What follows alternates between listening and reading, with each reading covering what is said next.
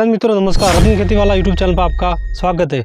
दोस्तों, जो किसान भाई भैंस पालन और गाय पालन साथ में करते हैं उनके सामने एक कॉमन समस्या आती है और वो समस्या है चिंचड़ की समस्या। यह समस्या केवल गाय पालन और भैंस पालन साथ में करने पर ही आती है। जो किसान भाई केवल भैंस पालन करते हैं उनके सामने यह समस्या ज़्यादा नहीं आती है। तो दोस्तों, इस वीडियो में इस बीमारी का एक ऐसा ज़बरदस्त और परमानेंट इलाज बताने वाला हूं जिसको अपनाकर आप इस बीमारी से जो चिंचड़ है उससे हमेशा के लिए छुटकारा पा सकते हो। दोस्तों, यह बीमारी कहां से फैलती है पहले वो जान लेते हैं। ठीक है, देखिए हमारे ये गाय है यहाँ पर खड़ी, देखिए ये, और इसके साथ में ये हमारे भैंस, ठीक है, भैंस के बच्चे हैं, भैंस उधर खड़ी है थोड़ी दूर।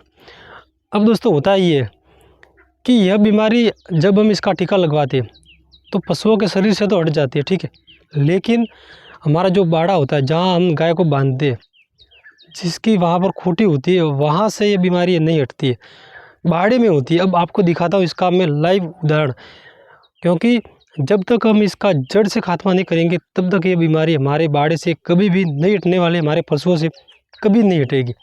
आपको दिखाता हूँ, देखिए कुछ। अब दोस्तों, रात को हम अपने जो गाय है उसको यहाँ पर बांधते हैं, ठीक है, ये खूंटी है इसकी, तो यहाँ रात को बांधते हैं ना, तो जो चिंचड़ है वो रहते कहाँ है वो दिखा दो।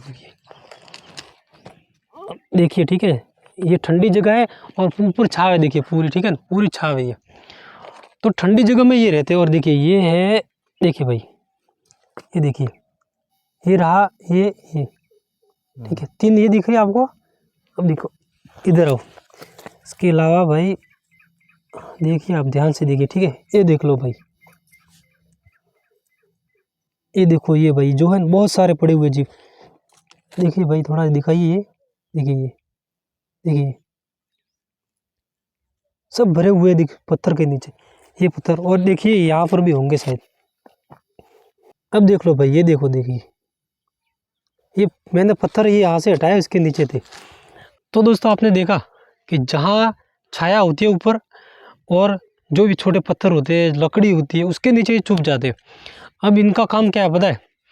जो आपने एक नाम सुना होगा, रक्त बीज, उसकी तरह काम करते हैं। ये जब तक पशुओं के ऊपर रहते हैं पूरी तरह खून जितना ये चूस सकते हैं उतना चूस लेते हैं, पूरे भर जाते हैं। उसके बाद उसके शरीर से नीचे गिर जाते हैं, ठंडी जगह होती है, नीचे चुप जाते हैं। उसके बाद में दोस्तों ये फूटते हैं, और फूटने के बाद इसके अंदर जो खून होता है, उस हर खून से, हर छोटे छोटे खून से ये बीज बनता है, छोटे छोटे बीज बनता है, बहुत छोटा छोटा। हम अपने पशुओं को टीका लगवाते हैं और उसके शरीर से वो गिर जाते, लेकिन 2-3 महीने बाद यह जो नीचे जो गिरे हुए जीव है वो वापस तैयार होकर, छोटे छोटे जीव वापस पशुओं पर चढ़ जाते हैं और हमारे पशुओं पर बीमारी जैसी की तैसी हो जाती है।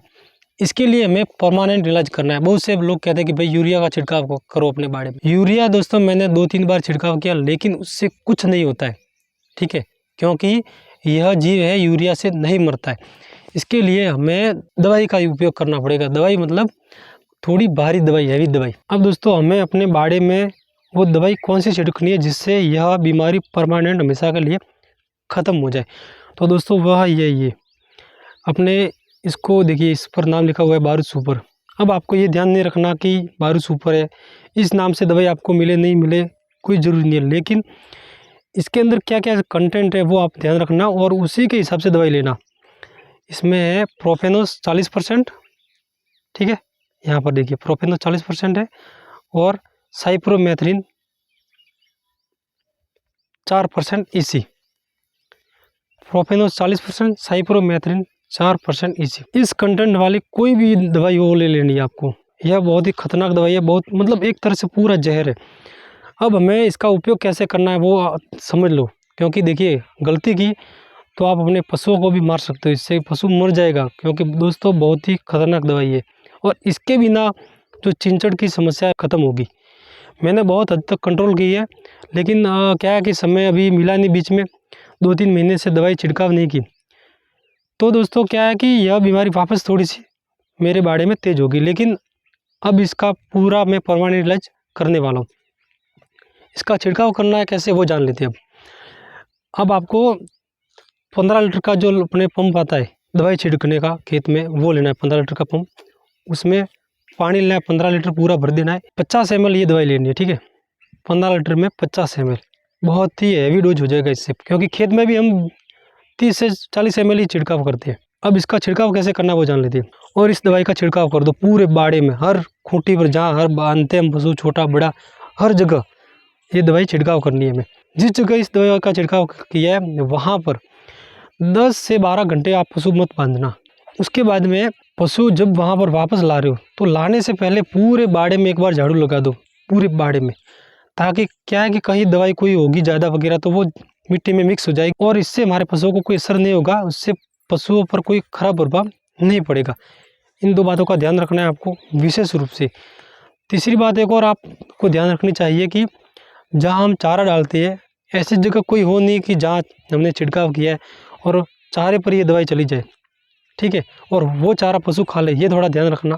और दोस्तों यह जो मैंने आपको उपाय बताए, यह उपाय अगर आपने कर लिया ना तो आपके बाड़े से, आपके पशुओं से चिंचड़ हमेशा के लिए समाप्त हो जाएगी, परमानेंट समाप्त हो जाएगी। और यह छिड़काव आपको करना है, पहला छिड़काव किया उसके बाद 7 दिन बाद वापस, और उसके बाद 7 दिन बाद वापस छिड़काव कर देना है।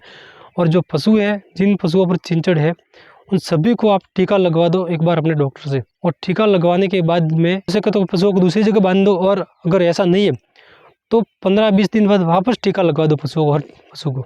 तो यह समस्या परमानेंट के लिए, हर समय के लिए आपके बाड़े से, पशुओं से समाप्त हो जाएगी और इस समस्या का आपको वापस दोबारा कभी भी सामना करना नहीं पड़ेगा। दोस्तों जानकारी कैसी लगी कमेंट करें, अगर वीडियो अच्छा लगा साथ में लाइक भी करें, चैनल पर नए सब्सक्राइब करें।